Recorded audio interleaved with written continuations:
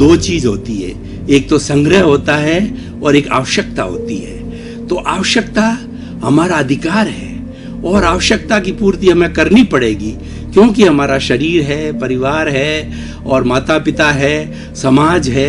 उस आवश्यकता की पूर्ति के लिए रोटी, कपड़ा, मकान, शिक्षा, चिकित्सा सुविधाएं हैं, वो हमको मुहैया करानी पड़ेगी। और हमारा भारत का जो संविधान बना हुआ है उसमें भी ये क्लियरली लिखा हुआ है कि भारत के अंदर जो शासन करने वाली सरकार है उसका ये दायित्व है कि वो भारत के हर नागरिक को रोटी, कपड़ा, मकान, शिक्षा, चिकित्सा है, इन सब सुविधाओं को आराम से मुहैया करावे। तो ये हमारी आवश्यकता हो गई, इसको हम नीड बोलते हैं। और ये कहलाती है ग्रीड। महात्मा गांधी ने हमको एक कॉन्सेप्ट दिया नीड और ग्रीड का।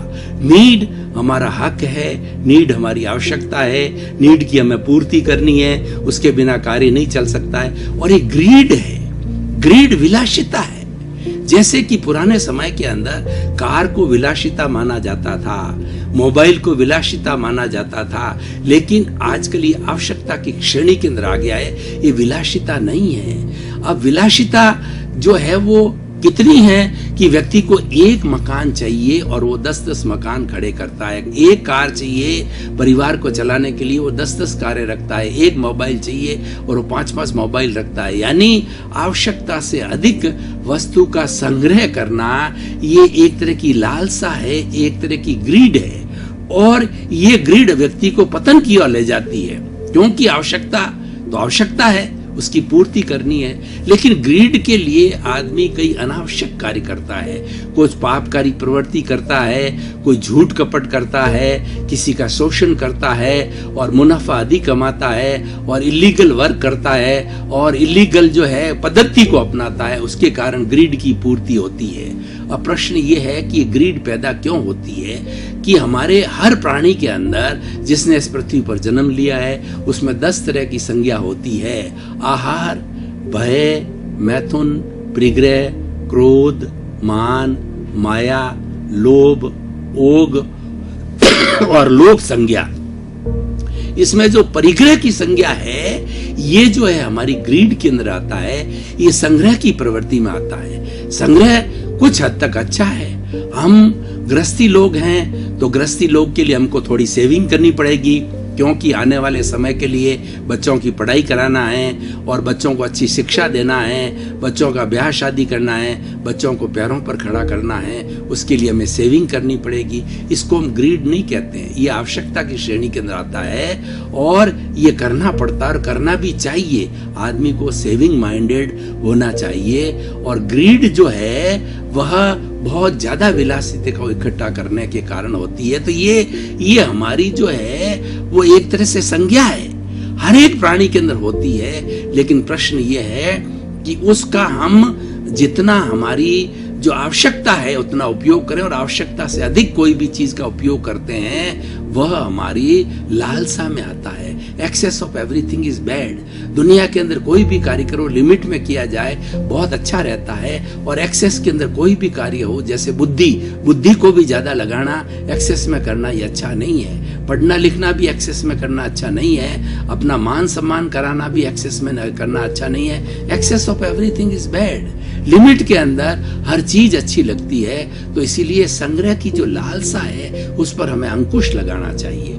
अब हम दिखाना चाहते हैं कि संग्रह की जो लालसा है या संग्रह हम करते हैं उससे पहले व्यक्तिगत क्या नुकसान है। देखिए कि हम संग्रह करते जाते हैं, बैंक बैलेंस को बढ़ाते जाते हैं, हमें कोई आवश्यकता नहीं है। हम अट्टालिकाएं खड़ी करते हैं, बड़े बड़े फार्म हाउस जो है लेते हैं, और बहुत सी चीजें, बहुत सी खेत जो है अधिक से अधिक लिए जाते हैं, प्लॉट लिए जाते हैं, दुकानें खरीदी जाती है।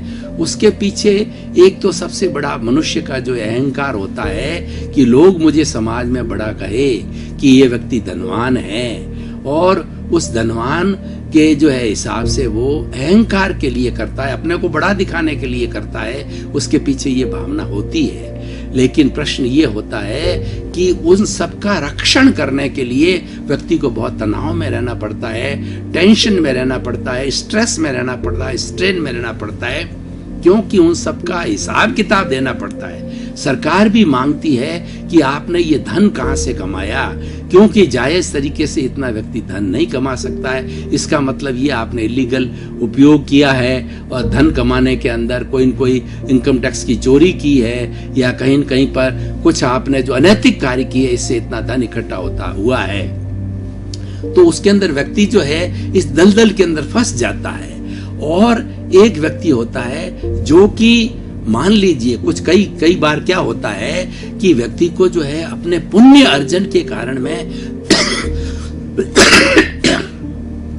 धन ऑटोमेटिकली आता है। मैं आपको कुछ उदाहरण दूं कि हमारे यहाँ पर टॉप 10 के अंदर जो कॉरपोरेट के लोग हैं, सिंघानिया है, बिरला है, बांगड़ है वगैरह है, रिलायंस वाले हैं, इनका पुण्य इतना जबरदस्त है कि इनके पैसा बढ़ता ही जाता है। वो लीगल वे से काम करते हैं फिर भी पैसा बढ़ता ही जाता है। ये पुण्य के अर्जन के कारण होता है।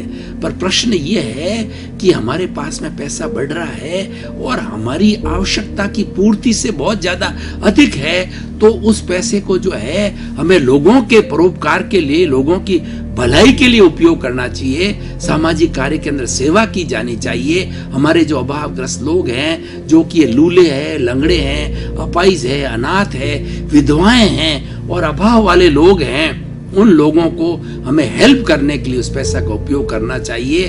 तो वो वास्तव के अंदर अच्छा तरीका होता है। लेकिन वो हम हेल्प करते नहीं हैं और मान लीजिए कि उसको इकट्ठा करते जाते हैं तो उसकी गति भी ज्यादा अच्छी नहीं रहती। ऐसा धन के लिए कहा जाता है, संपत्ति के लिए कहा जाता है कि पहले तो इसका सबसे बड़ा उपयोग, बढ़िया उपयोग क्या है कि दोनों हाथों से आप डोनेशन कीजिए, चैरिटी कीजिए। बहुत बड़ा उपयोग चैरिटी का हमारे समाज के अंदर, हमारी भारतीय संस्कृति में बहुत ऊंचा स्थान दिया गया है।